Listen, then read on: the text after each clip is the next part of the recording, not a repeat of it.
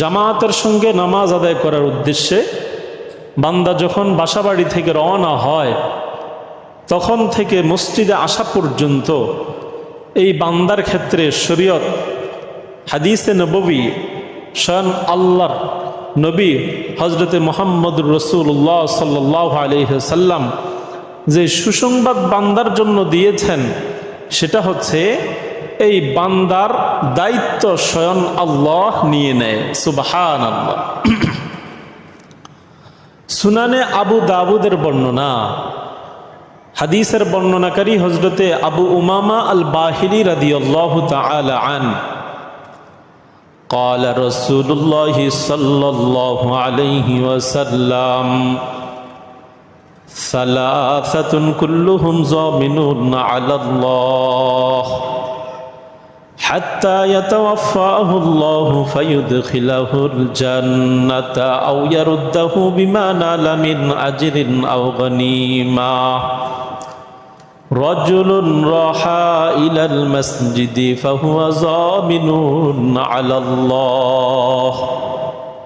আল্লাহর নবী বলেন, তিন শ্রেণীর মানুষ এমন আছে যাদের জামানত, যাদের দায়িত্ব স্বয়ং আল্লাহ নিজ জিম্মায় নিয়ে নেয়। সুবহানাল্লাহ।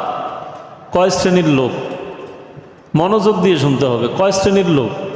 তিন শ্রেণীর লোক। এই তিন শ্রেণীর লোক এর দায়িত্ব কে নিয়ে নেন? আল্লাহ। যার দায়িত্ব আল্লাহ নিয়ে নেয় এর আর কোনো টেনশন আছে না। এই তিন শ্রেণীর মধ্যে হতে অন্যতম এক শ্রেণীর লোক হচ্ছে সে যে বাসাবাড়ি থেকে মসজিদে বা জামাত নামাজ আদায় করার জন্য বের হয়। রাজুলুন রাহা ইলাল মসজিদি ফাহুয়া যাবিনুন আলাল্লাহ। ঘর থেকে বের হয়েছে, নামাজ আদায় করবে কোথায়? মসজিদে জামাতের সঙ্গে। আল্লাহর নবী বলেন, উম্মত তুই তো ঘর থেকে বের হয়েছ, তোমার দায়িত্ব স্বয়ং আল্লাহ নিয়ে নিয়েছেন। সুবহানাল্লাহ। উম্মত জিজ্ঞেস করে, হুজুর আল্লাহ আমার দায়িত্ব নিয়ে নিয়েছেন, এই কথার কি অর্থ?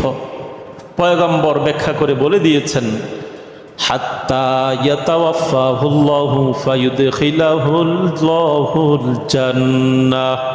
উম্মত তোমার দায়িত্ব আল্লাহ নিয়ে নিয়েছেন, এই কথার দুইটা অর্থ।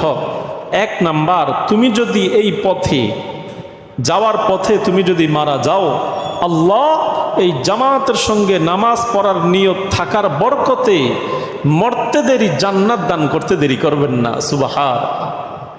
সাথে সাথে জান্নাত দিয়ে দিবে। দায়িত্ব নিয়েছেন কে? কোনো সন্দেহ আসেনি। দুই নাম্বার, আও ইয়ারুদ্দাহু